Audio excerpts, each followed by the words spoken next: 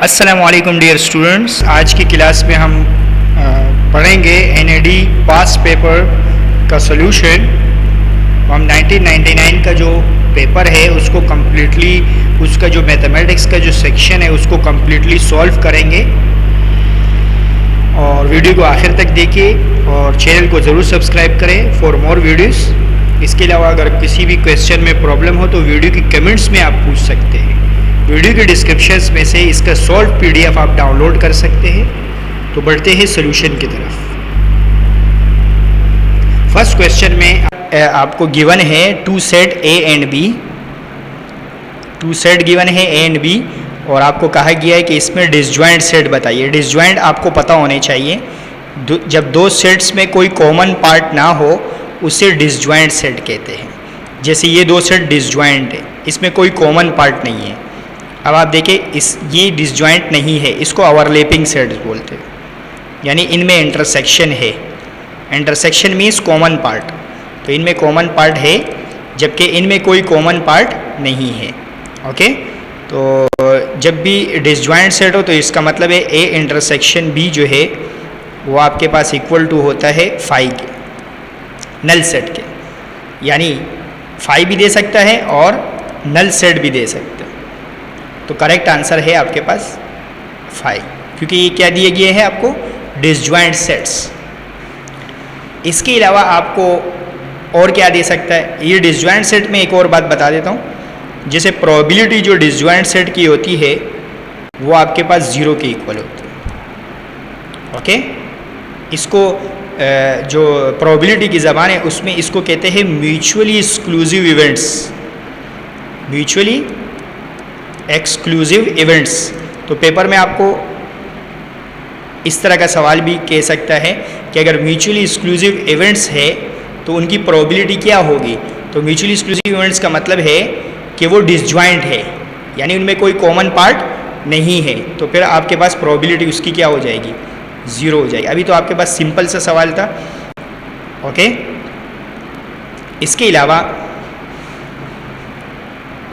अलावा भी आपके पास जो है वो सेट से रिलेटेड और भी बहुत सारे सवाल आ सकते हैं। इससे डिसजॉइंट सेट के अलावा हमारे पास ओवरलैपिंग सेट होते हैं, इसमें आपके पास प्रॉपर्टीज़ आती है। तो बढ़ते हैं अगले सवाल की तरफ। सेकंड क्वेश्चन में आप देखें तो इसका ये भी आपको करवाया गया है कि 1 - 1 आयोटा माइनस आयोटा, यहाँ माइनस आयोटा है। ओके, तो ये is a group close under, जो अगर आप न्यू बुक के हिसाब से पेपर दे रहे हैं एनएडी का, तो ये ग्रुप का जो चैप्टर है वो न्यू बुक में के हिसाब से जो है वो ये कट चुका है कोर्स। लेकिन फिर भी अगर आप इसको सॉल्व देखना चाहते हैं तो आपने पहले चेक करना होगा मल्टीप्लिकेशन। मल्टीप्लिकेशन के लिए क्या क्या है देखिए, अच्छा मल्टीप्लिकेशन चेक करना होगा, फिर एडिशन चेक करना होगा। तो मल्टीप्लिकेशन के लिए हम इस तरह लिखते हैं 1 - 1 और आपके पास होता है आयोटा और माइनस आयोटा, यानी मल्टीप्लिकेशन टेबल बनाते हैं। इसको मल्टीप्लिकेशन टेबल भी बोलते हैं, इसको क्रॉस टेब भी बोलते हैं, इसको 2 वे टेबल भी बोलते हैं, इसको कंटिंजेंसी टेबल भी बोलते हैं। तो बहुत सारे नाम हैं इसके, ये आगे की पढ़ाई में आप यूज़ करेंगे। जैसे मैं यूनिवर्सिटी वगैरह में पढ़ाता हूँ तो उसमें हम लोग इसको बोलते हैं कंटिंजेंसी टेबल।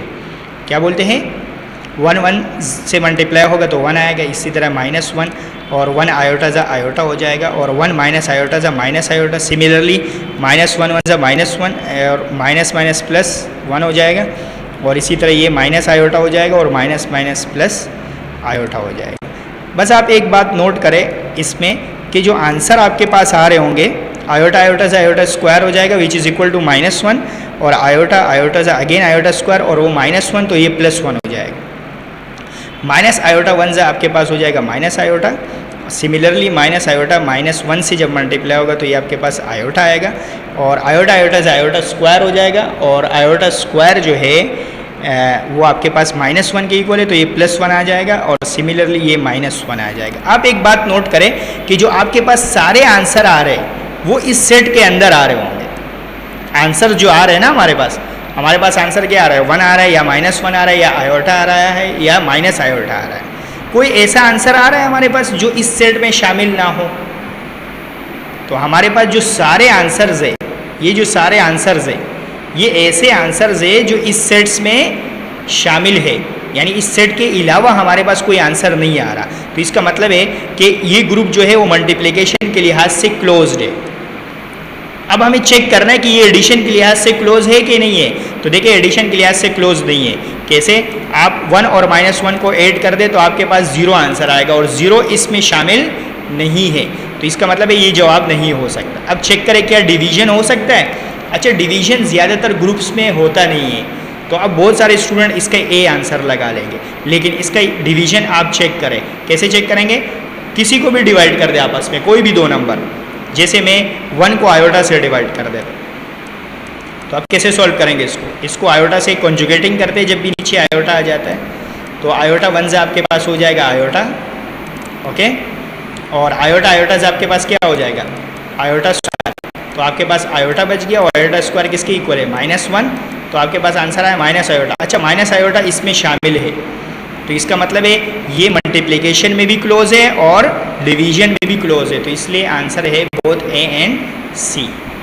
ओके, जो न्यू बुक है फर्स्ट ईयर में उसमें ग्रुप का चैप्टर जो है वो ख़त्म हो गया है, तो इसलिए जो करंट ईयर में अगर आपके पास ग्रुप का कोई भी सवाल आने के चांसेस नहीं है। ओके, तो इसलिए आप इसको समझने के हद तक रखें। बाकी ये आपके पास तीसरा जो सवाल है, omega is the cube root of unity, आप इसको कैसे सॉल्व करेंगे? तो ये आपको पता होना चाहिए कि ये कैसे सॉल्व होता है। इसको सॉल्व करने का तरीका ये है कि हम क्या करते हैं, बताइए इसको कैसे सॉल्व करते हैं?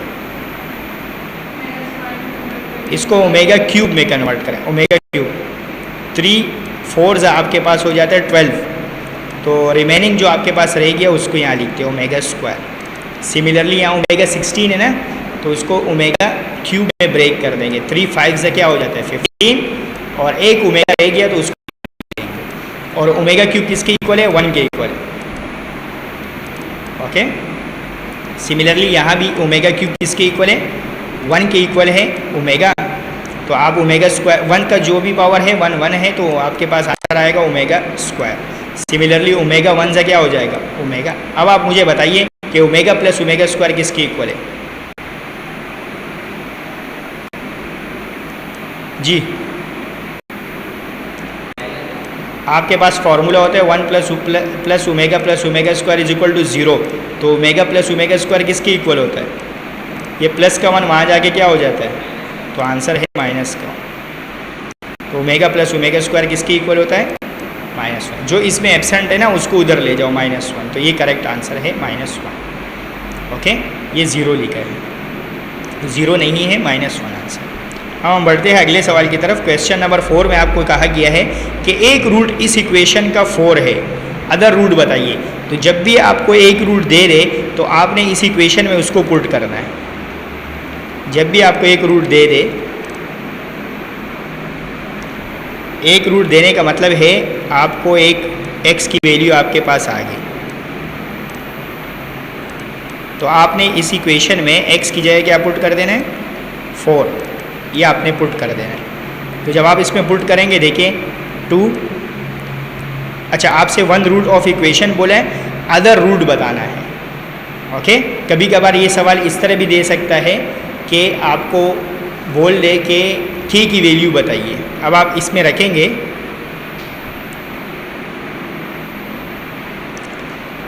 तो सबसे पहले आप इसमें x की जगह क्या रखेंगे? 4, तो आपके पास हो जाएगा।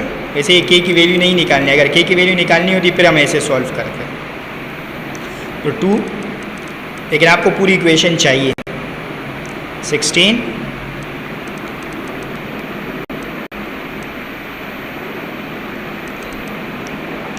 और 16 2 से आपके पास हो जाएगा 32, और ये 48, और वहाँ जाके आपके पास हो जाएगा -48।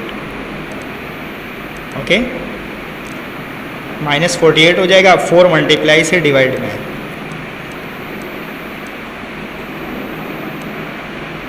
तो जब आप इसको डिवाइड करेंगे आपके पास आंसर आएगा -12। के आ गया आपके पास। अब आप इसमें कोई सा भी फॉर्मूला लगा सकते हैं। इक्वेशन आपके पास कंप्लीट हो गई। कैसे कंप्लीट हो गई? के की जगह आपके पास आ गया -12, ओके, प्लस 16, तो ये आपके पास इक्वेशन बनी। बन गई ना, के की जगह मैंने क्या रख दिया -12। अब आप इसको सॉल्व कर सकते, किसी भी तरीके से आप सॉल्व कर लें। आप शॉर्टकट इस तरह सॉल्व कर सकते कि आप प्रोडक्ट ऑफ फ्रूट या सम ऑफ फ्रूट का फॉर्मूला लगा लें। मैं प्रोडक्ट ऑफ फ्रूट का लगा देता हूँ, C/A होता है ना प्रोडक्ट ऑफ फ्रूट। तो एक रूट आपको दिया हुआ है, यानी अल्फ़ा आपको दिया है। अगर आप इसको, एक और बात आपको बता दो, अगर आप ये नहीं करना चाहे के की वैल्यू, तो भी आप इसको सॉल्व कर सकते। कैसे? देखिए, अगर मैं ये फॉर्मूला लगाऊंगा तो इसमें मुझे सिर्फ और सिर्फ क्या चाहिए, C/A। बी तो चाहिए नहीं, के किसके साथ है, बी के साथ, तो हमारा के का यूज़ ही नहीं है हमारे इसके साथ। तो इसलिए हम डायरेक्टली ये फॉर्मूला लगा के सॉल्व कर सकते हैं। ये हमें नहीं करना अगर हम प्रोडक्ट ऑफ फ्रूट लगा रहे हैं। लेकिन अगर हम सम ऑफ फ्रूट लगा रहे हैं तो सम ऑफ फ्रूट का फॉर्मूला होता है -B/A। तो हमें बी चाहिए होगा, तो फिर हमें के की वैल्यू वाला स्टेप करना होगा। लेकिन प्रोडक्ट ऑफ फ्रूट का अगर हम फॉर्मूला लगाएंगे तो हमें स्टेप नहीं करना। तो अब आप बताएं कैसे करेंगे। अल्फ़ा की वैल्यू क्या है आपके पास, 4 है। एक रूट गिवन है ना आपके, तो एक रूट जो गिवन है उसको मैंने नाम दे दिया अल्फ़ा का, और दूसरा रूट मुझे मालूम करना है, बीटा मुझे मालूम करना है। और सी की जगह हमारे पास आ जाएगा 16 और ए की जगह हमारे पास आ जाएगा 2। तो आपके पास ये कैंसिल होकर क्या आंसर आएगा 8, और ये 4 यहाँ से मल्टीप्लाई से किस में आ जाएगा, डिवाइड। तो यहाँ से आपके पास क्या हो जाएगा 2 बीटा आ जाएगा आपके पास, यानी दूसरा रूट इसका क्या है 2 है। दूसरा रूट क्या है, ओके। इस सवाल में के की वैल्यू निकालने की ज़रूरत नहीं है। अगर आपके पास क्या है, अगर आपके पास ये नॉलेज है कि भाई हम यहाँ पे प्रोडक्ट ऑफ फ्रूट का फॉर्मूला यूज़ करेंगे। अब जो स्टूडेंट ये यूज़ करेंगे तो फिर उनको बी चाहिए होगा, सही है। तो अभी हमारे पास आंसर आ गया। अब हम बढ़ते हैं अगले सवाल की तरफ। A = A ट्रांसपोज कौन सा मैट्रिक्स कहलाता है? अच्छा, स्क्यू है, स्क्यू नहीं, स्क्यू।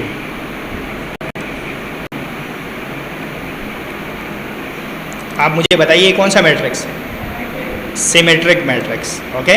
इसको हम क्या बोलते हैं, symmetric matrix. A = A transpose का मतलब है सिमेट्रिक मैट्रिक्स, और A = -A ट्रांसपोज का मतलब होता है स्क्यू सिमेट्रिक। तो ये हमारे पास A = A ट्रांसपोज है, तो आंसर है सिमेट्रिक मैट्रिक्स। हम बढ़ते हैं अगले सवाल की तरफ। ये ज़रा बताइए कि the next term of the sequence क्या होगा जी। ये आपके पास ये इस तरह के सवालात सिर्फ NAD में नहीं, आप NTS के टेस्ट देंगे उसमें भी आएंगे। इसके अलावा आप अगर आर्मी मेडिकल कमीशन या नेवी का या इंजीनियरिंग का कोई भी कमीशन का एग्ज़ाम देंगे, उसमें सीक्वेंस के 5 सवालात आते हैं, तो उसमें भी ऐसे सवाल आते हैं सीक्वेंस के। तो इस सीक्वेंस को पहले पहचाने कि ये कौन सा सीक्वेंस है। अच्छा, मे भी ये आपके कोर्स का हो सकता है, और मे भी ये सीक्वेंस आपके पास आपके कोर्स का नहीं हो सकता है, किसी तरह भी दे सकते हैं आप। बस आप इसमें डिफरेंस पहचाने। देखिए, डिफरेंस इनमें सेम नहीं है, तो हम रेशियो देखेंगे। 3.3 डिवाइडेड बाय 1.1 करेंगे, 3.3 डिवाइडेड बाय 1.1 करेंगे तो हमारे पास एक आंसर आएगा। क्या आंसर आ रहा है, चेक करें बेटा। तो आपके पास आंसर आएगा 3। इसी तरह आप 9.9 को 3.3 से डिवाइड करें तो आपके पास आंसर आएगा 3। यानी ये एक ऐसे टर्म है कि इनके दरमियान रेशियो क्या है, सेम है, आर की वैल्यू क्या है, सेम है। तो अब हम अगला टर्म कैसे बताएंगे, अगला टर्म में भी हमें रेशियो निकालना है। तो अगर 9.9 को मैं 9.9 से डिवाइड कर दूंगा तो 1 आएगा, 3 नहीं आएगा, इसका मतलब ये आंसर सही नहीं है। 11.1 को अगर मैं 9.9 से डिवाइड करूंगा तो 3 नहीं आएगा आपके पास, इसका मतलब ये आंसर भी सही नहीं है। 29.7 को 9.9 से डिवाइड करें तो आपके पास 3 आंसर आए। अब बहुत सारे स्टूडेंट इसको लगा लेंगे क्योंकि इसमें कॉमन रेशियो 3 आ रहा है, ओके। तो इसलिए, लेकिन ये आंसर भी सही नहीं है। क्यों? देखिए, पहला टर्म प्लस में है, फिर माइनस में है, फिर प्लस में होगा, अगला टर्म किस में होगा, माइनस में। तो ये वाला जवाब सही है, ओके। सबसे पहले आप पहचाने कि AP है, GP है, HP है। पहचानने के बाद आपने उसको आंसर से देखना है, ओके।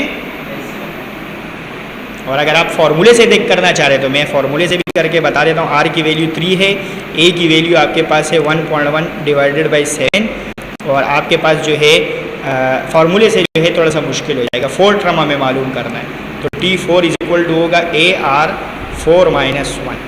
ये आपके पास हो जाएगा AR3। देखो, फार्मूला सही नहीं बता रहा है क्योंकि ये ऑसिलेटिंग सीक्वेंस है।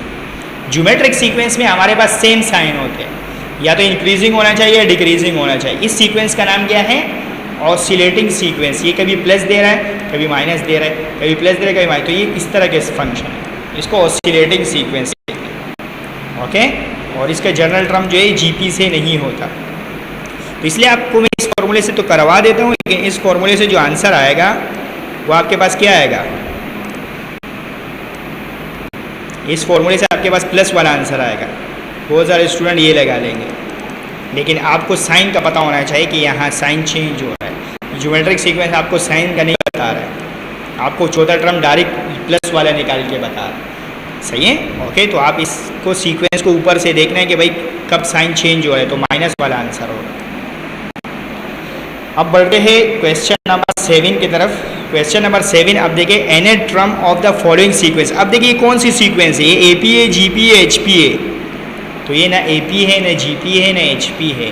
तो इस तरह के सीक्वेंस को आप आंसर से देख के करेंगे। आप लोग को ये मैंने पहले भी बताया था। पहले फर्स्ट टर्म, पहले n की वैल्यू 1 रखेंगे तो 0 आ रहा है। देखिए इस सीक्वेंस में n की वैल्यू 1 रखें तो 1 का स्क्वायर 1 होता है और -1 यानी 0 आ रहा है। तो इसलिए ये आपके पास फर्स्ट टर्म के लिए सही है। तो क्या ये सेकंड टर्म के लिए भी सही है? n की जगह 2 रखें, 2 का स्क्वायर -2, तो आपके पास आएगा 4 - 2 यानी 2 आंसर आएगा। और जबकि सेकंड टर्म हमारे पास 6 है, तो ये वाला आंसर गलत हो गया। फर्स्ट टर्म के लिए तो सही है, सेकंड टर्म के लिए सही नहीं है। अब आप इसको देखिए, ये फर्स्ट टर्म के लिए सही होगा, ये भी सेकंड टर्म के लिए सही होगा, ये फर्स्ट टर्म के लिए सही होगा, लेकिन सेकंड टर्म के लिए ये गलत हो जाएगा। अब आप देखें, इसको देखें आप, ये भी गलत है। आप चेक कर सकते हैं, n की वैल्यू 1 रखें तो 1 - 2 यानी -1 आ रहा है। तो -1 तो यहाँ मौजूद नहीं है, तो इसलिए गलत हो जाएगा। अब आप यहाँ देखें, n की वैल्यू 1 रखें तो 1 का क्यूब 1 होता है, -2 1 × 2, तो यहाँ पे भी पहला टर्म -1 आ रहा है। तो ये वाला आंसर भी गलत है। अब जो बच गया वही सही जवाब है। अगर आप इसको वेरीफाई करना चाह रहे हैं, देखिए n की जगह 1 रखें तो 1 का क्यूब -1 यानी 1 - 1 यानी 0, फर्स्ट टर्म 0 आ रहा है। अब n की वैल्यू 2 रखें तो 2 का क्यूब -2, तो क्या आंसर आएगा? 8 - 2 यानी 6 आंसर आ रहा है। तो दूसरा टर्म भी आ रहा है। तीसरे टर्म में आप n की जगह 3 रखें, 3 का क्यूब -3, तो 3 का क्यूब होता है 27 - 3, तो कितना आंसर आएगा? 24। तो इसका मतलब है ये वाला आंसर हमारे पास क्या है? करेक्ट जवाब है इसका। ओके, अच्छा आपको अगर एनईडी का टेस्ट करना है वो तो कंप्यूटर बेस से आप आंसर लगा लेते हो, लेकिन अगर आपको एनटीएस वगैरह का टेस्ट करना है वो शीट के ऊपर होता है। तो आपने जो आंसर करेक्ट होगा उसको, उस बबल को फिल करना है। ओके, अगर एनटीएस के टेस्ट वगैरह दे रहे हैं उसमें भी इससे सवाल आ जाते हैं। करवाने का मकसद ये है कि एनईडी का आपको सॉल्व करवा रहे हैं, क्योंकि पहले टेस्ट आपका आप एनईडी का दे रहे हैं। बहुत सारे स्टूडेंट पहले टेस्ट नेस्ट का देते हैं, और नेस्ट का जो है वो टेस्ट इससे मुश्किल होता है, तो उसमें भी इस तरह के सवाल आ जाते हैं। अब आप अगला टर्म देखिए, the sum of any term, यहाँ पे थोड़ा मिसिंग है। The sum of any term of a series S, ये एस एन दिया हुआ है आपको। एनी टर्म का सम दिया हुआ है, सम पहचानेंगे एस से, और एनी टर्म का मतलब एस एन। सीरीज का क्या दिया हुआ है? n² - 3n। अब आपको कह रहा है कि 6 टर्म बताइए, तो T6 बताना। ओके, थोड़ा सा कॉमन सेंस यूज़ करें। अगर मैं प्लस कर रहा हूँ, बहुत सारे टर्म्स को मैं प्लस कर रहा हूँ, फॉर एग्जाम्पल बता रहा हूँ, जैसे मैं बहुत सारे टर्म्स को प्लस कर रहा हूँ, तो ये पहला टर्म हुआ, ये दूसरा, ये तीसरा, ये चौथा, ये पाँचवा, ये छठा, ये सातवां, ये आठवां। अगर मुझे छठा टर्म चाहिए, मुझे ये वाला टर्म चाहिए, छठा टर्म, तो मैं क्या करूँगा? अगर मैंने T6 तक प्लस कर लिए ये पूरे, तो यहाँ तक प्लस करूँगा तो इसका नाम होगा S6। इसी तरह 5 तक प्लस करूँगा तो इसका नाम क्या होगा? S5। और अगर मैं 6 में से 5 को माइनस कर दूंगा तो मेरे पास छठा टर्म आ जाएगा। तो इन सिंपल तरीके से आप इस तरह निकाल सकते हैं। लॉजिकल सवाल है। T6 निकालने के लिए S6 में से S5 को क्या कर दे? माइनस कर दे। यानी 6 टर्म का जो प्लस किया हुआ है और जो 5 टर्म को प्लस किया हुआ है, 6 टर्म के प्लस में से 5 वाला टर्म का प्लस माइनस कर दे। जैसे फॉर एग्जाम्पल मैं आपको जैसे कोई भी एग्जाम्पल दे सकता हूँ। जैसे 2 के लिहाज से प्लस हो रहा है, तो आप बोलेंगे देखिए 2 + 2 + 2 + 2। मैं आपको कहता हूँ चौथा टर्म बताइए, तो आप बोलेंगे कि ये जो सम आ रहा है ये 8 आ रहा है, और ये जो सम आ रहा है ये 6 आ रहा है।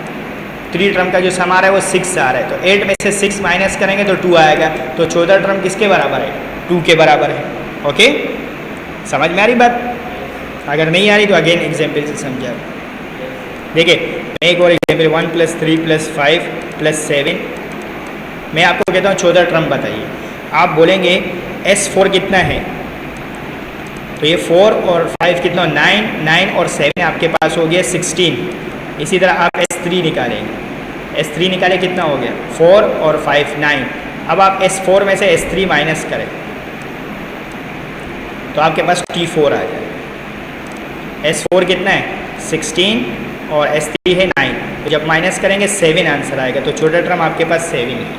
तो यही काम हम यहाँ कर रहे हैं। हमें छोटा टर्म चाहिए, हमें सम दिया हुआ है, तो पहले 6 रखेंगे तो क्या हो जाएगा 6 का स्क्वायर माइनस 3 × 6, ये S6 आ गया। अब इसमें से माइनस करेंगे S5, S5 में क्या रखेंगे 5, तो ये हो जाएगा 5 का स्क्वायर माइनस 3 × 5।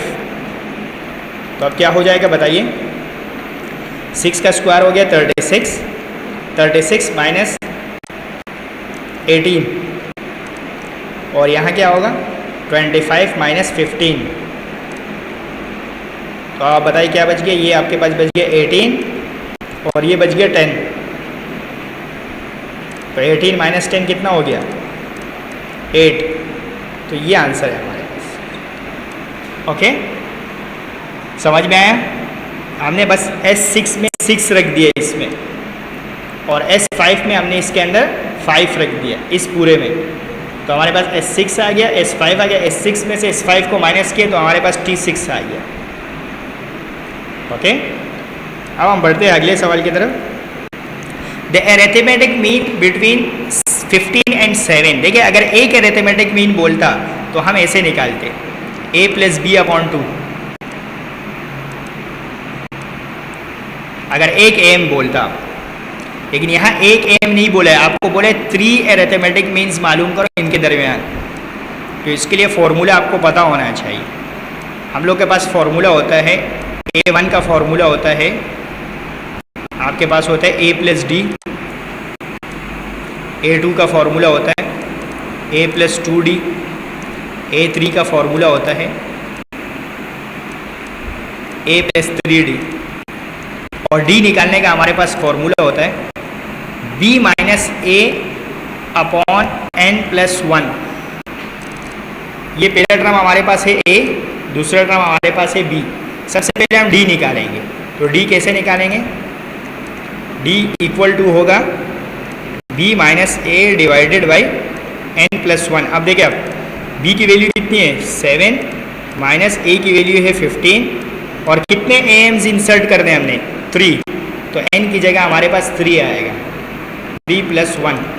क्या आंसर आया ऊपर आपके पास ऊपर जो आंसर आया वो -8 आया /4। आपके पास बिल्कुल सही जवाब है -2। तो अब यहाँ से आप एम्स निकालें, a1 की वैल्यू निकालेंगे a + d, ये फॉर्मूला लगाएंगे। a की जगह क्या होगा आपके पास 15, और d की जगह आप लिखेंगे -2, तो आंसर आ जाएगा 13। अब सब में पहला टर्म 13 है, आप देख ले सब में पहला टर्म क्या है 13। तो हम दूसरा निकाल लेंगे। दूसरा वाला कैसे निकाल, a + 2d। तो a की जगह आपके पास आ गया 15 + 2, d की जगह आपके पास आ गया -2। तो 2 × 2 = 4 हो गया, 15 में से 4 माइनस हो गया, 11 बचेगा। अब सेकंड टर्म 11 अगर आप देखो सिर्फ इसमें, इसका मतलब ये करेक्ट जवाब। ओके, तो ये 3 एम्स आए हुए, फर्स्ट, सेकंड और थर्ड वाला आप निकालना चाहिए तो 6 माइनस कर दे तो 9 आ जाए। ओके, थर्ड अगर निकालेंगे कैसे निकालेंगे, a + 3d से। तो आपके पास आंसर आएगा 15।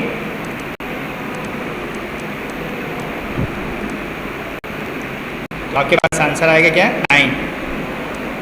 तो ये करेक्ट जवाब। अब हम बढ़ते हैं अगले सवाल की तरफ, क्वेश्चन नंबर 10 की तरफ। दी फर्स्ट n टर्म का जो सम है वो आपको दिया हुआ है, नेचुरल नंबर।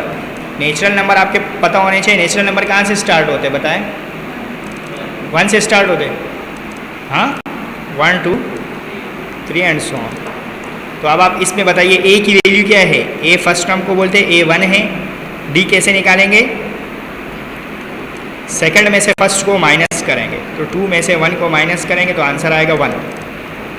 जबकि Sn आपको दिया हुआ है, Sn क्या दिया हुआ है 325। ओके, अब आपको क्या मालूम करना है? एन मालूम करना है। क्या मालूम करना है? एन। तो अब आप देखिए, आप इसमें कौन सा फॉर्मूला यूज़ करेंगे? देखिए, अगर हमें लास्ट टर्म पता होता तो फिर हम आसान वाला फॉर्मूला यूज़ करते, लेकिन क्योंकि हमें लास्ट टर्म नहीं पता तो इसलिए हम ये पूरा फॉर्मूला यूज़ करें। अच्छा, कॉमन डिफरेंस इनमें सेम है, 1 का डिफरेंस है, तो इसलिए हमारे पास ये ए पी है, और ए पी के सम का फॉर्मूला ये होता है, आपके पास पता है ना, 2an-1 इंटू डी, ये फॉर्मूला है। तो एस एन की जगह हमारे पास आ जाएगा 325। ओके, समझ में आ रही बात? एन अपने जगह पे आ जाएगा, एन हमें मालूम करना है। इसी तरह 2a की जगह 1 आ जाएगा, यानी 2 1 ज़ा 2 हो जाएगा। ए की जगह 1 है ना फर्स्ट टर्म में, और एन हमें मालूम करना है, और डी की जगह भी 1 है। डी कैसे मालूम करते हैं? सेकंड में से फर्स्ट को माइनस कर दो, तो आप देखिए ये 2 डिवाइड से मल्टीप्लाई में आ जाएगा, तो ये आपके पास हो जाएगा 325 मल्टीप्लाई बाय 2, और ये n इससे मल्टीप्लाई हो जाएगा, n 2 ज़ा क्या हो जाएगा? 2n। ओके, सॉरी, ये 2 इसको माइनस कर दे पहले, 2 माइनस 1 हो जाएगा 1, 2 माइनस 1 हो जाएगा, क्या बचेगा? 1, और n इससे मल्टीप्लाई हो जाएगा, तो n 1 ज़ा n हो जाएगा, आपके पास हो जाएगा n 1 ज़ा n। क्लियर है बात? तो n 1 ज़ा n हो गया, और n ज़ा क्या हो जाएगा? इसको मल्टीप्लाई करें, क्या आंसर आया? 650। अब आप इसको क्वाड्रेटिक फॉर्मूले से सॉल्व कर सकते हैं या फैक्टर बना सकते हैं। अच्छा, 650 इधर आ जाएगा, ये 650 माइनस में आएगा, ये 650 आपके पास माइनस में। ओके, अब आपको आप अगर एनईडी का टेस्ट दे रहे हैं तो आपको कैलकुलेटर अलाउ है, तो आप कैलकुलेटर से सॉल्व कर सकते हैं। कैलकुलेटर से क्वाड्रेटिक फॉर्मूला आता है आप लोग को सॉल्व करना।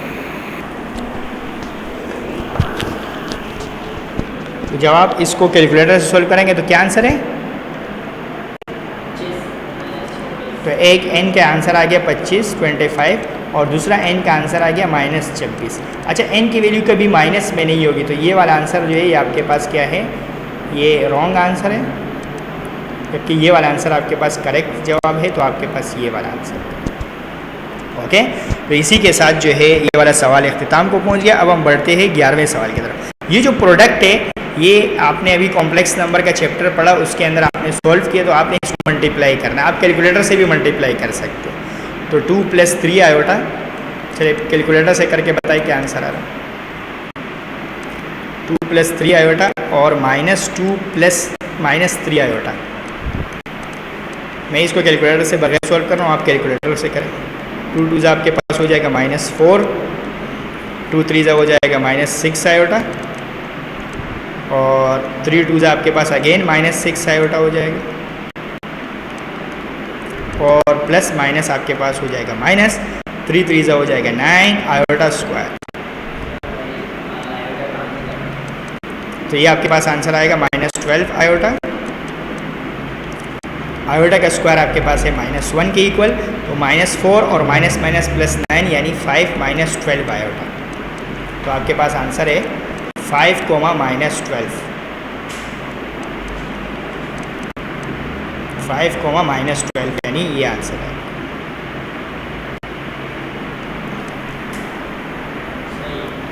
ओके, 5 -12 आयोटा, तो ये आपके पास आंसर है। हम बढ़ते हैं अगले सवाल की तरफ। अगले सवाल में आपका प्रोबेबिलिटी से रिलेटेड है। अ coin is tossed twice, the probability of getting 1 head. आपको पता है जब भी कॉइन को टॉस किया जाता है 2 मरतबा, आपने प्रोबेबिलिटी पढ़ी होगी, प्रोबेबिलिटी पढ़ी है, तो क्या होता है, क्या होता है प्रोबेबिलिटी? सबसे पहले हम निकालते हैं सैंपल स्पेस। सबसे पहले हम क्या निकालते हैं? कॉइन के लिए सैंपल स्पेस क्या होता है? जी बेटा, फॉर कॉइन सैंपल स्पेस कैसे निकालते हैं? तो सैंपल स्पेस का फॉर्मूला होता है 2 की पावर n। तो आप कॉइन कितनी मरतबा टॉस कर रहे हैं? 2 मरतबा, तो इसलिए 2 का स्क्वायर हो जाएगा, तो आंसर आएगा 4। अब आप इसके बाद सैंपल स्पेस बनाते हैं, तो कैसे बनाते हैं? इसको ट्री डायग्राम कहते हैं। हेड हेड आता है, फिर हेड टेल आता है, फिर आपके पास क्या आता है, टेल हेड, और फिर क्या आता है, टेल टेल। तो सैंपल स्पेस में 4 बनेंगे, सैंपल स्पेस में 4 बनेंगे। क्या क्या होगा, हेड हेड, फिर आपके पास होता है हेड टेल, फिर आपके पास होता है टेल हेड, और फिर आपके पास होता है। तो अब आपसे क्वेश्चन में क्या पूछ रहे हैं, एटलीस्ट 1 हेड। अच्छा, एटलीस्ट का मतलब है 1 और ग्रेटर देन 1, 1 और 1 से बड़े को बोलते हैं एटलीस्ट। एटलीस्ट का मतलब है 1, एटलीस्ट 1 बोला है तो इसका मतलब है 1 और 1 से बड़े। तो हाँ, कम अज़ कम नहीं, कम अज़ कम 1, यानी 1 भी हो सकता है और 1 से ज़्यादा भी हो सकता है। इस केस में 1 है, इस केस में भी 1 है, लेकिन इस केस में 1 से ज़्यादा है, तो ये तीनों शामिल होंगे एटलीस्ट 1 में। वह एक वाला भी शामिल होगा और एक से ज़्यादा वाले भी शामिल होंगे। तो प्रोबेबिलिटी कैसे निकालते हैं, जो फेवरेबल आउटकम्स है उनको ऊपर लिखते हैं और जो टोटल आउटकम्स है उनको नीचे लिखते हैं। फॉर्मूला होता है n of a divided by n of s। n of a का मतलब है फेवरेबल आउटकम्स। तो कितने हैं, 3/4। डिवाइड नहीं करना, ये आंसर है आपका 3/4। ओके, तो पेपर में आपके पास ये सवाल चेंज कर सकते हैं, एग्जैक्टली 1 हेड। आप बताइए क्या आंसर होगा अगर मैं आपको सवाल चेंज कर देता हूँ, तो probability of getting exactly 1 head क्या आंसर होगा, 2/4 हो जाएगा। एग्जैक्टली 1 हेड 2 में है तो 2/4 यानी 1/2 होगा। ओके, तो अब हम बढ़ते हैं अगले सवाल की तरफ। अगला जो सवाल है, इन द एक्सपेंशन, आपको एक बायनोमियल एक्सपेंशन दी गई है x माइनस 1/x की पावर 10, और आपको क्या बताना है, the term independent of x बताना है कि इसमें से कौन सा ट्रम है जो इंडिपेंडेंट ऑफ x है। अच्छा, आपको कह रहा है कि चलो r ट्रम है, कोई भी r ट्रम है, r की वैल्यू बताओ। सही है, r की वैल्यू आपको बताएं। तो इंडिपेंडेंट ऑफ x के लिए क्या करते हैं हम, पहले हम फॉर्मूला लगाते हैं, x को सेपरेट करते हैं, फिर उसके बाद हम ओके सबसे पहले हम क्या करते हैं, फॉर्मूला लगाते हैं। क्या फॉर्मूला है हमारे पास, फॉर्मूला होते हैं TR+1 is equal to n combination r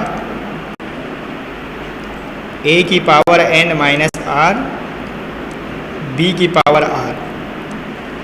तो n की जगह आपके पास ये पावर आ जाती है, n की जगह 10 है, a की जगह ये है, ये मैं आपको बता देता हूँ, ये a है, ये वाला टर्म आपके पास b है और ये वाला टर्म आपके पास n है। तो अब इस फॉर्मूले में n की जगह आ जाएगा 10, c r हमें नहीं पता, r हमें फाइंड करना है, a की जगह आ जाएगा x और n की जगह हमारे पास आ जाएगा 10 और r हमें नहीं पता, और b की जगह आपके पास आएगा -1/x। इसी तरह ये r हमें नहीं पता। तो अब क्या करेंगे हम, इसमें से x को सेपरेट करें। देखिए आपके पास है x 10 माइनस r,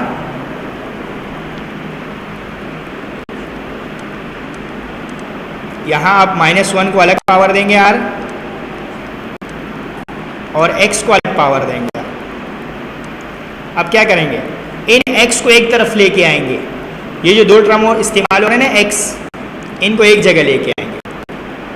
ओके, ये x को एक जगह लेके आएंगे तो क्या हो जाएगा बताइए, TR+1 10CR x की पावर 10 माइनस r है ना, तो ये r ऊपर आके क्या हो जाएगा 10 माइनस r माइनस r।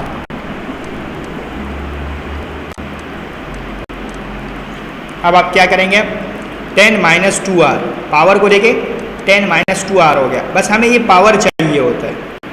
तो 10 माइनस 2r को आपने ले लिया, इसमें से इस पावर को इक्वल टू 0 रख दी।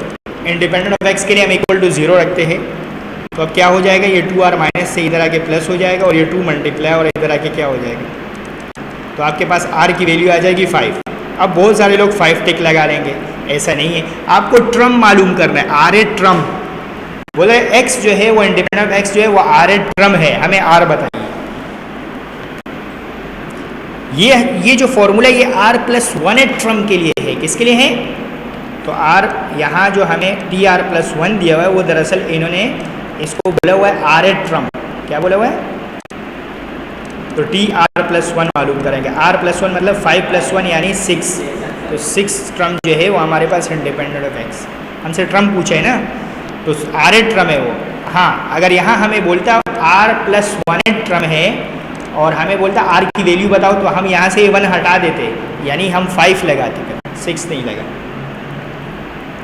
तो अब आप आ जाए इसके ऊपर, ये परमुटेशन कैसा, how many different words can be form. तो 3 लेटर्स को हमें यूज़ करना है, इसमें से 3 लेटर्स को पहले सबसे पहले देखें 3 लेटर्स को यूज़ करना है। तो पहले ये 5 डिफरेंट वर्ड है। अगर ये सिमिलर होते तो फिर मसला होता है, लेकिन अगर ये डिफरेंट वर्ड है तो कोई मसला नहीं है हमारे लिए। ओके, तो पहले वाले के लिए पॉसिबिलिटी है 5 की, दूसरे एक आ गया ना इसमें से, तो दूसरे के लिए पॉसिबिलिटी है 4 की, और फिर तीसरे के लिए पॉसिबिलिटी है 3 की। तो 5 4 आपके पास हो जाएगा 20 और 23 हो जाएगा 60।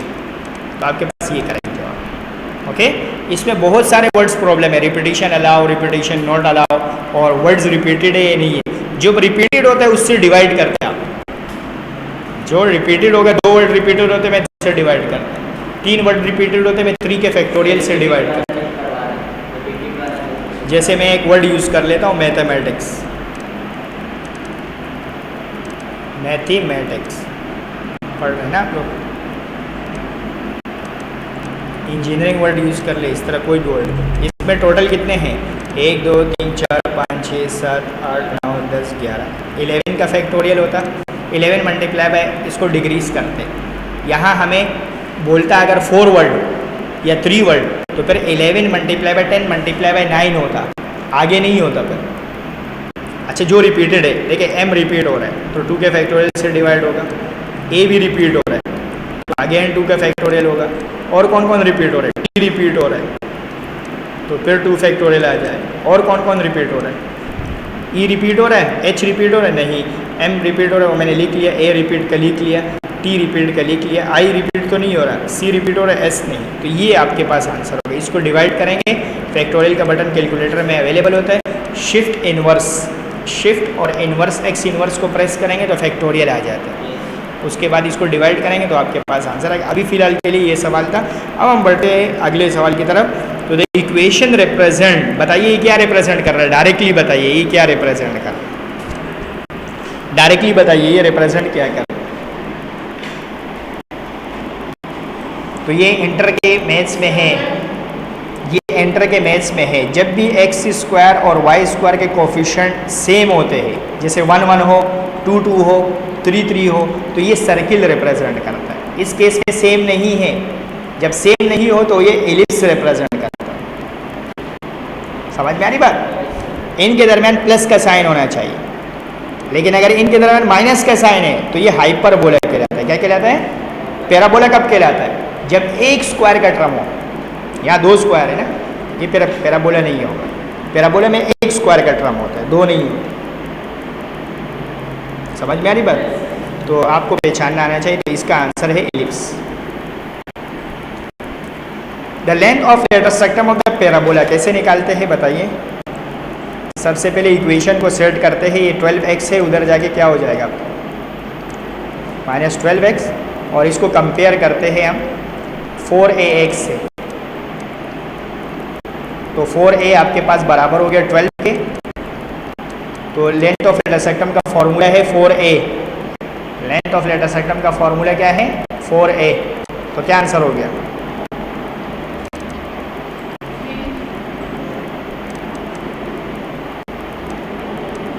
ट्वेल्व आंसर हो गया। सही, लेंथ ऑफ लेटर सेक्टम का फॉर्मूला होता है 4a पैराबोले के लिए। तो 4a किसके बराबर है? 12। तो इसलिए हमारे पास 12 आंसर। ओके, माइनस नहीं, लेंथ हमेशा पॉजिटिव होता है। अगर आपके पास, जैसे कुछ लोग इसमें माइनस लगा दें, कुछ लोग क्या करते हैं, बहुत सारे टीचर ये वाला फॉर्मूला रिकमेंड करते हैं कि सारे केसेस में ये वाला फॉर्मूला लगाओ। तो उनके लिहाज से क्या आ रहा है आंसर? -12 आ रहा है, लेकिन -12 इसका जवाब नहीं, क्योंकि लेंथ है। लेंथ हमेशा पॉजिटिव लेते हैं। जैसे अगर -4a के बराबर आता है तो हम मॉडुलस ले लेते हैं। -12 का जो मॉडुलस है वो 12 ही है, तो इसलिए लेंथ ऑफ लेटर सेक्टम को पॉजिटिव लेना है। The distance between point and line, पता है ये फॉर्मूला इसका? लाइन की इक्वेशन होती है A X plus B Y plus C equal to 0 और पॉइंट को हम कहते हैं x1 कोमा y1। फॉर्मूला होते हैं distance between point and line का, हमारे पास होता है ए x1 plus B y1। Modulus क्यों लगाते हैं? मॉडुलस इसलिए लगाते हैं डिस्टेंस से, तो इसलिए मॉडुलस लगाना ज़रूरी है ताकि आंसर माइनस में भी आएगा तो आपने प्लस में लेना है।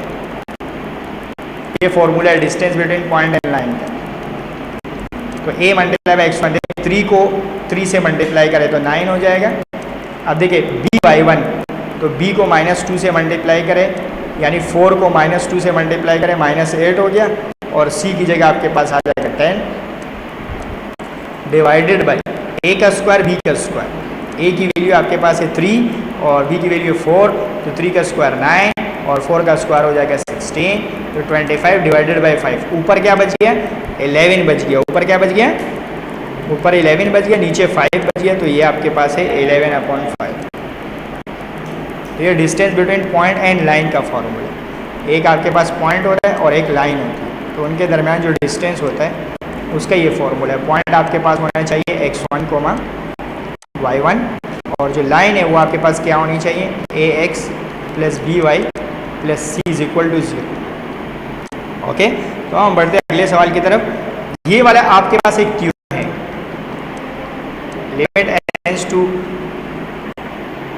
0 है या इन्फिनिटी है, यहाँ लिमिट चेक कर लीजिएगा। e की power ax -1 divided by x।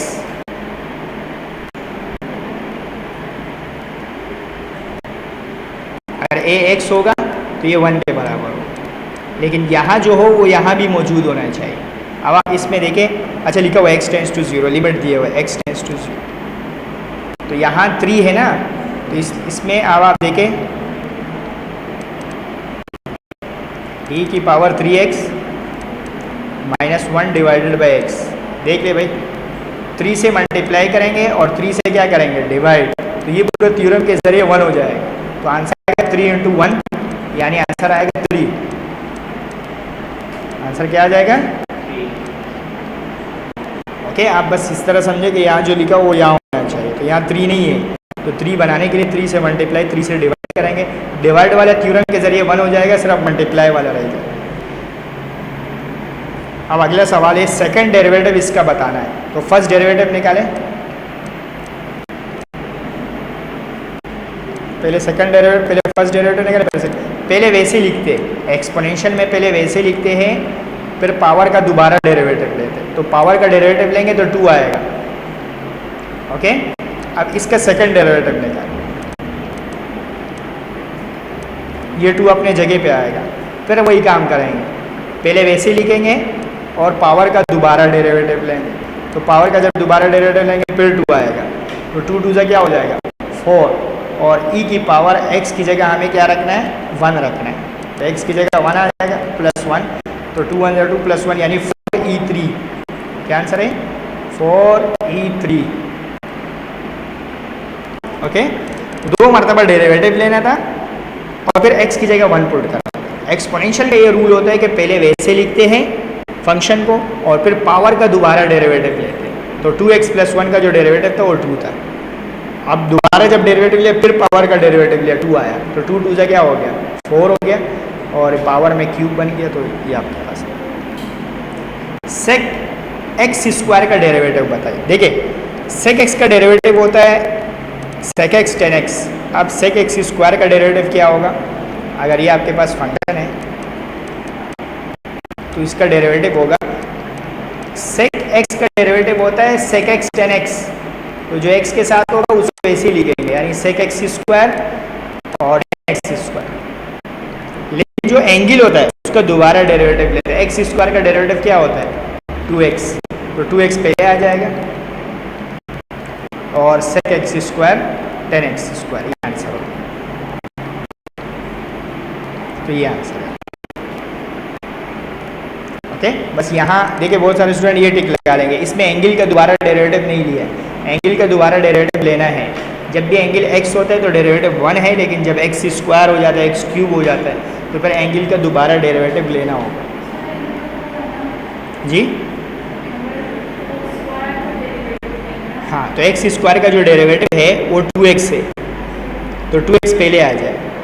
x square जो है उसका डेरिवेटिव होता है 2x, एंगल का मेन है दोबारा डेरिवेटिव। सेक का जो डेरिवेटिव है वो सेक x tan x है, जो एंगल होता है वो लिखेंगे, ओके। और एंगल का दोबारा डेरिवेटिव लेंगे, एंगल x स्क्वायर का जो डेरिवेटिव है वो 2x है, तो ये पहले लिख दिया क्योंकि मल्टीप्लाई हो जाएगा पहले, तो वो आंसर हो। अब बढ़ते अगले सवाल की तरफ। डेरिवेटिव ऑफ इसका डेरिवेटिव बताना है, तो देखिए अब आप बहुत सारे लोग जब इसको सॉल्व करेंगे तो वो अपॉन वाला रूल लगाएंगे, तो आपने जब नीचे एक होता है आप अपॉन वाला रूल मत लगाया करें, आप उसको एलसीएम में ब्रेक कर दिया करें।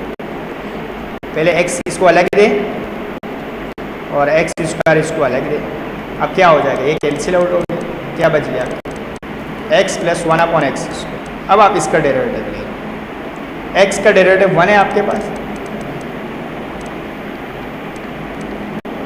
x का डेरिवेटिव आपके पास क्या हो गया 1,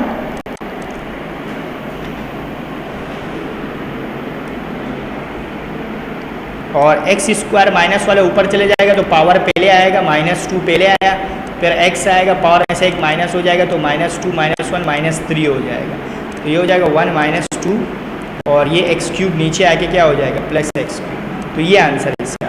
तो ये आंसर है, लेकिन इसमें क्यूब होना चाहिए और इसमें 2 होना चाहिए, तो आंसर में थोड़ी सी मिस्टेक है, ये करेक्ट आंसर मैंने सही कर दिया ये सब। ओके, क्लियर है बात, तो ये आंसर है।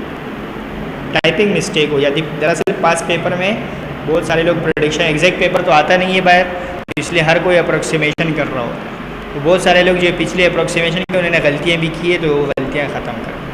तो ये क्या है, कर्व है आपके पास, और इसका बताना है कि x = 1 पे मैक्सिमा है या मिनिमा है, तो वो आपने डायरेक्ट नहीं बताना, आपने पहले इसको सॉल्व करना है। तो इसका डेरिवेटिव निकालना है पहले फर्स्ट पॉइंट, तो ये आपके पास हो जाएगा 2 और ये आपके पास हो जाएगा 2x। फिर सेकंड डेरिवेटिव निकालना है, तो ये क्या हो जाएगा, सेकंड डेरिवेटिव -2 है, ओके। अब आपने यहाँ से वैल्यू निकालनी होती है, तो फर्स्ट डेरिवेटिव को 0 के बराबर रखते हैं, तो ये आपके पास हो जाएगा 2 - 2x 0 के बराबर। तो जब आप इसको सॉल्व करेंगे तो x = 1 ही आएगा। अब आप इसको सेकंड में पुट करते हैं, फिर आप बताते हैं कि मैक्सिमा है या मिनिमा, तो जब 1 आप इसमें पुट करेंगे, इसमें तो x है ही नहीं, तो आंसर माइनस में आ रहा है, और जब आंसर माइनस में आ रहा है तो उसको मैक्सिमा कहते हैं, उसको क्या कहते हैं, तो करेक्ट आंसर है maxima, not minima, maxima correct answer है। तो इसको सोल्व करेंगे तो पता चलेगा। एरिया अंडर द कर्व, हमेशा y को पहले सेपरेट करते हैं, जैसे यहाँ दिया हुआ y² = x, पहले y निकालेंगे तो स्क्वायर खत्म करके दूसरी तरफ रूट लग जाएगा। प्लस माइनस इसलिए नहीं लगाते हैं कि एरिया पॉजिटिव है, एरिया हमेशा पॉजिटिव होता है। इंटीग्रल लेते हैं लोअर लिमिट से अपर लिमिट, लोअर लिमिट 1 है और अपर लिमिट है 4, और अंडर रूट का मतलब होता है 1/2 dx। इंटीग्रल लेंगे इसका, तो जब हम इसका इंटीग्रल लेंगे तो पावर में 1 प्लस होगा,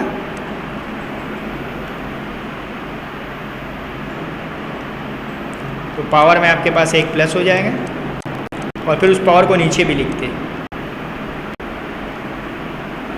ये जो पावर आपके पास लिखी गई है इसको नीचे भी लिखेंगे। अब जब इसके एलसीएम लेंगे तो क्या आंसर आएगा, हाँ वेरी गुड, 3/2, और फिर ये अपॉन से ऊपर लेके जाएंगे तो ये हो जाएगा 2/3। ये आपके पास 2/3 हो गया, और यहाँ पावर 3/2 हो गया। अब आप upper limit minus lower limit put कर दें, अपर लिमिट है 4 और लोअर लिमिट है 1, तो ये आपके पास हो जाएगा 2/3। अपर लिमिट पहले पुट करें, 4 का क्यूब का रूट, ओके मैं अंदर वो दे देता हूँ, तो 1/2 अंदर दे दिया, और -1 होगा, 1 की पावर जो भी है 1 1 होता है, तो 4 का क्यूब जब रूट से बाहर आएगा तो ये आपके पास हो जाएगा 2/3, और 4 का क्यूब होता है 64, और 64 जो है रूट होता है किसका, 8 का, तो 8 - 1, तो क्या आंसर आएगा 7 7 2 14/3, तो ये आंसर। ओके, हम बढ़ते हैं अगले सवाल की तरफ। Question number 24। क्वेश्चन नंबर जो 24 है ये भी आपके पास इंटीग्रेशन का है। जब भी इस तरह का इंटीग्रेशन आ जाए आप एक्सपोनेंशियल को पहले लिखें, साइन एक्स डी एक्स को एक साथ लिखें।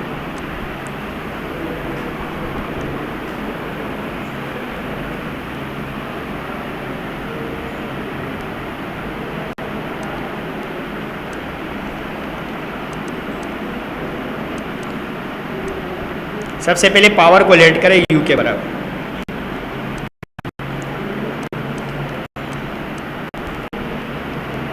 अब इसका डेरिवेटिव ले लें। कोस एक्स का डेरिवेटिव होता है माइनस साइन एक्स।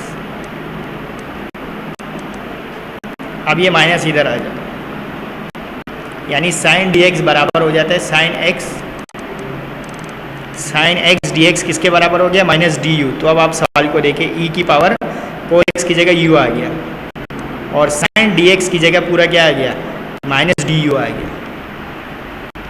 माइनस पहले आ जाएगा और ई की पावर u का इंटीग्रल ई की पावर u ही होता है, कांस्टेंट ऑफ इंटीग्रेशन। अब u की जगह वैल्यू पुट कर दे, u की जगह क्या आ जाएगा आपके पास? cos x। तो ये आंसर माइनस ई की power cos x plus. Okay, अच्छा, इंजीनियरिंग के जो आगे मैथमेटिक्स है उसमें इंटीग्रेशन का बहुत ज़्यादा रोल है, इसलिए बहुत ज़्यादा सवाल पूछ रहे हैं। तकरीबन हमारा तीसरा सवाल है इंटीग्रेशन का, सही है, इसी एक पेपर में। तो अब आपने इसका इंटीग्रल निकालना है। आपको इसका फॉर्मूला पता होना चाहिए कि इन्वर्स के बराबर होता है, लेकिन फार्मूला भी सिर्फ पता होना ज़रूरी नहीं है, फार्मूले का तोड़ना भी आपको आना चाहिए।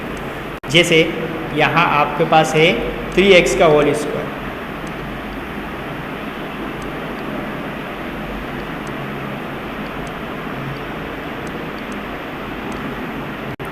नाइन जो स्क्वायर है ना, 9 किसका स्क्वायर है?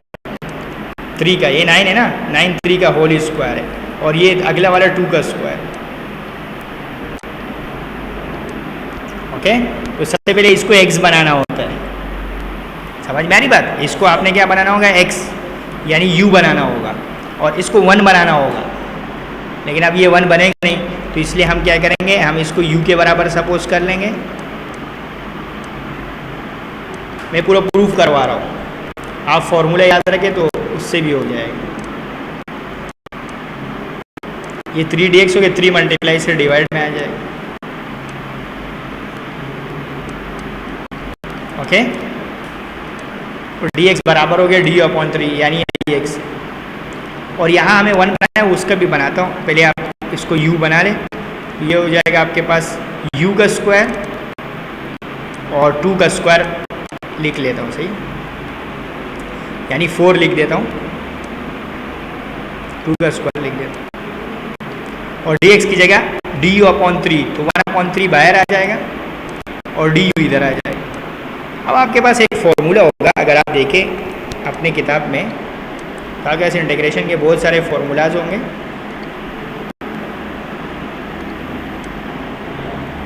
थ्री बाहर आएगा। आपके पास इंटीग्रल के बहुत सारे फॉर्मूले होंगे, तो एक फॉर्मूला होता है x² + a² का। इसका जो फॉर्मूला है, क्या फॉर्मूला? 2a होता है या नहीं? ये 2a होता है मेरे ख्याल से, पता है फॉर्मूले? ये नजर आ रही है वाला, ये इसको लिखे 1/a tan इनवर्स x/a।